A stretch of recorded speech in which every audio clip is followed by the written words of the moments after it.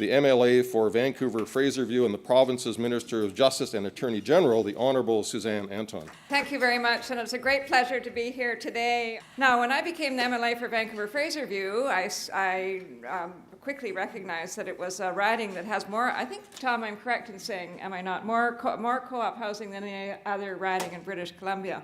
And I'm sure some of you are here, and maybe you could put your hands up since I am a bit of a homer. I like to know, there they are. I like to know who's in the room from my riding. When I began talking to the housing co-ops, it certainly became very clear that there was an issue around the retirement of the CMHC mortgages and the loss of those subsidies to people. And as you all know, the co-op housing in British Columbia fills a really important need for people in British Columbia for affordable housing. Minister Coleman, like me, is a strong believer in co-op housing as it provides more housing options for all kinds of people from different backgrounds, income levels, and special needs. And many of you, if not most of you, have been affected by the expiring of federal operational agreements. And of course, the challenge is that this is a little bit of an arm twisting between the federal government, a little arm wrestle, I guess you could say, between the federal government and the provincial government, because they started off as federal entities, and should there be a transition rather to the provincial government, and what should that look like? And what kind of resources would the federal government be willing to put in over the long term? So these are some very interesting questions there to which we do not yet have answers. However, I do have one answer which is coming up shortly. Because our government is particularly concerned about protecting affordable housing for low-income families and individuals. Because of the expiring operational agreements, as you know, a number of low-income families and individuals would be at risk of increased housing costs or would have to make other necessary sacrifices to afford housing. And certainly I have talked to co-ops in the Fraserview neighborhood, and I know there are many others in Vancouver and around British Columbia where this is particularly true. As you know, the federal government made its announcement, and I may not have all the technical details right, but from April 1st, 2016, that on a go-forward basis from that date, there would be some assistance, but there were 22 housing co-ops left out of that. And so that is why I am very pleased and honored to announce today that the British Columbia government will provide $2 million to help keep the housing affordable for low-income co-op members, ensuring that you and your colleagues in housing don't have to pay any more than 30% of the income towards housing.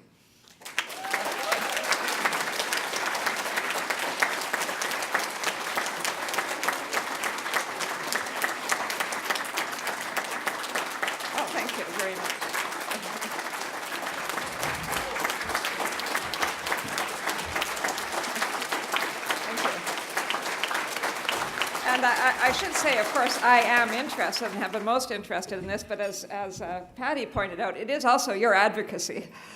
And very effective advocacy it has been.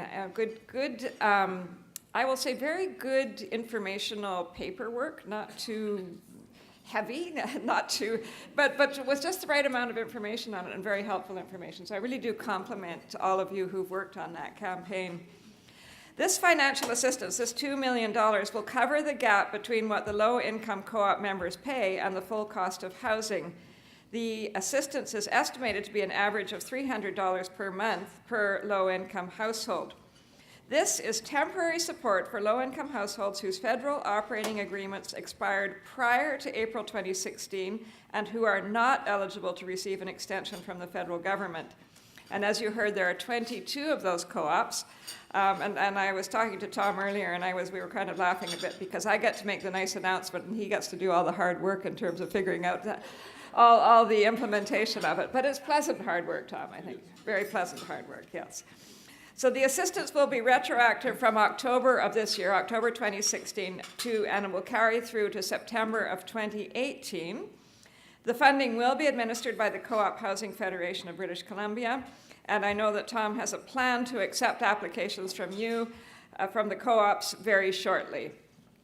So as I said a moment ago, I would like to thank all of you for your hard work on this, for your advocacy, for keeping people like me informed, so that I could inform the minister. And I have had the conversation with the minister many times about the importance of helping are residents of co-ops who need that assistance so that you can stay, and as I said, your colleagues in housing can stay living in their units. When I look around Fraserview, Fraserview is in southeast Vancouver, and it is becoming a rather affluent riding in terms of the single homes there. It's very expensive. We need to have ways of keeping people living in Fraserview who would like to live in Fraserview, just the same as in every other riding in British Columbia. So I am particularly appreciative to the minister that he was able to figure out a way of making this happen, working with Tom and your team to make sure that we could roll it out through the Co-op Housing Society. So I really thank you for your interest today. So Tom, as I said, is going to be the one to figure out how to make that happen. But I am very pleased to know that people who need assistance in these 22 slightly orphaned establishments can have that assistance, while I think the federal government and the provincial government and the various housing associations will try and figure out a plan for moving forward from 2018. But this will be carryover funding during that time. So as I said, thank you for your advocacy. Good luck in your continuing negotiations and discussions, and thank you very much for welcoming here today. It's a great pleasure to be here.